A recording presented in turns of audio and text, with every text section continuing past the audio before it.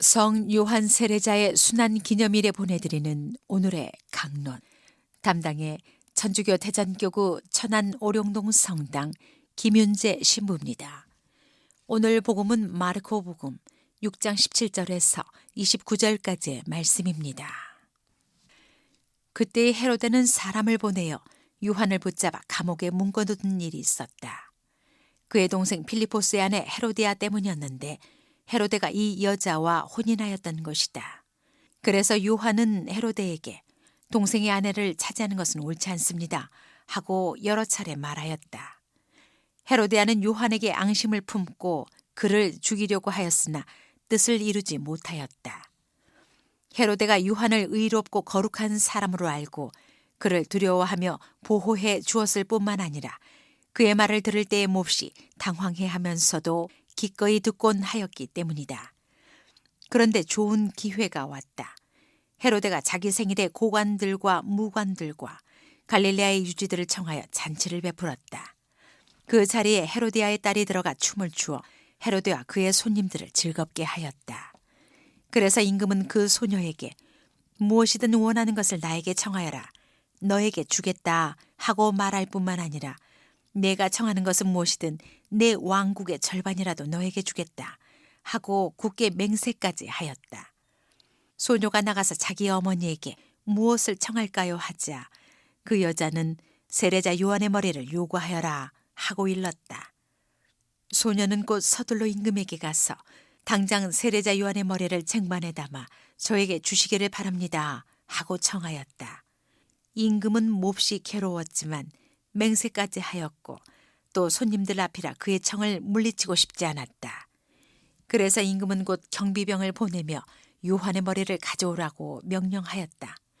경비병이 물러가 감옥에서 요한의 목을 베어 머리를 쟁반에 담아다가 소녀에게 주자 소녀는 그것을 자기 어머니에게 주었다. 그 뒤에 요한의 제자들이 소문을 듣고 가서 그의 죽음을 거두어 무덤에 모셨다. 오소서 성령님 새로 나게 하소서. 대전 카톨릭 평화방송 애청자 여러분 안녕하십니까? 오늘 우리는 세례자 요한의 죽음을 기념합니다. 세례자 요한의 이 죽음은 참 어이없는 죽음입니다. 당시 모든 군중들은 세례자 요한을 하느님의 메시아로 생각했었고 그가 예언자라는 것을 알고 있었습니다. 세례자 요한은 모두가 아는 의인이었습니다. 하지만 그는 오늘 어이없는 죽음을 맞이하였습니다. 그것도 흉악범 헤로데에 의해서 죽임을 당합니다. 오늘은 죄인이 아니라 의인이 죽임을 당합니다. 우리가 잘 알고 있는 권선징악의 논리는 없는 것처럼 보입니다. 이렇듯 의로운 이의 죽음은 우리를 씁쓸하게 합니다. 아쉬움과 함께 왜 하느님께서 그를 지켜주지 않았는가에 대해 생각하게 합니다. 이와 더불어 하느님께 대한 원망으로 우리를 이끌죠.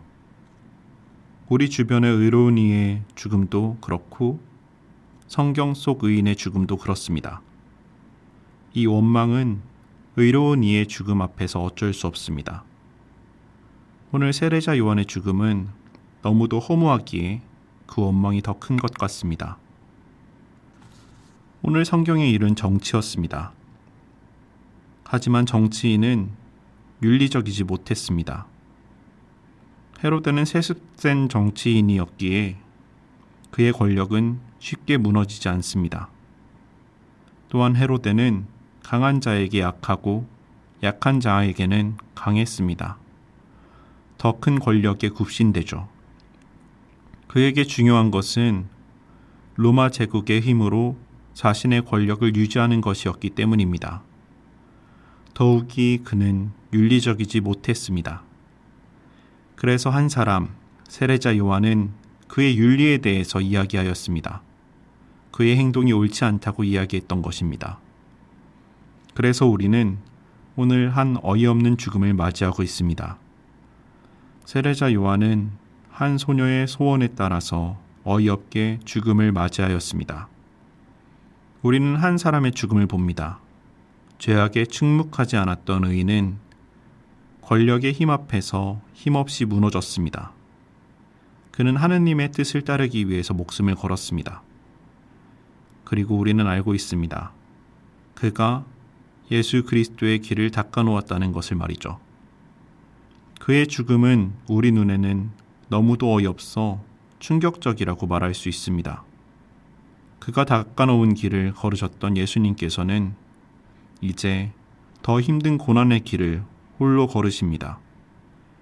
그리고 그 길은 바로 우리의 구원입니다. 우리는 앞에 두 개의 길이 주어졌습니다. 하나는 죽음은 아니더라도 주변에서 보았을 때는 오히려 힘들어 보이는 길로 정상으로 가는 길이고, 하나는 쉽지만 빙빙 돌아 제자리로 돌아오게 하는 길입니다. 우리는 기억했으면 좋겠습니다. 가르멜 산의 정상으로 가는 길은 함께 걸어가는 오솔길이 아니라 좁은 산길입니다. 하지만 그 길의 끝에는 하느님께서 우리를 위해 준비해 주신 구원의 문이 있습니다. 이 길을 오르기 위해서 우리 힘만으로는 불가능합니다. 하지만 이 길에서 하느님께서는 친히 우리에게 손을 내밀어 잡아주시고 친히 천사들을 보내 밀어주십니다. 그렇게 우리는 이 길을 걸어갈 수 있습니다. 사랑하는 형제 자매 여러분, 우리 앞에 어둠이 너무 커 보인다는 것을 알고 있습니다. 하지만 우리는 알고 있습니다. 언제나 빛은 어둠을 이깁니다. 우리는 그 믿음으로 우리의 작은 한 발걸음을 시작했으면 좋겠습니다. 그때 주님께서는 우리를 위해 당신 손을 내밀어 주실 것입니다. 아멘. 오늘의 강론, 지금까지 담당의 천주교 대전교구 천안 오룡동 성당 김윤재 신부였습니다. 다음 주 월요일에는 천주교 대전교구 전민동 성당 강용 신부의 강론이 방송됩니다.